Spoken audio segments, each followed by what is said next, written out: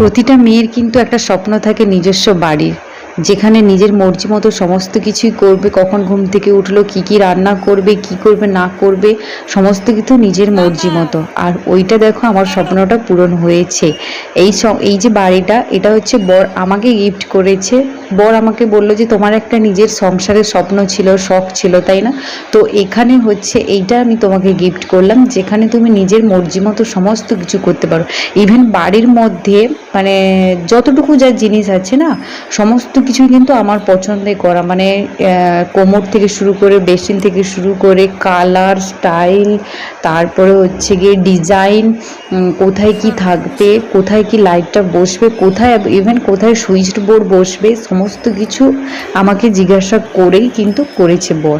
তো দেখো, প্রথমে তোমাদের বাড়ির সম্বন্ধে আমি বুঝিয়ে দিই। তো দুটো দিক দেখালাম। ফার্স্টে যেটা দেখালাম ওটা হচ্ছে আরেকটা দিক, মানে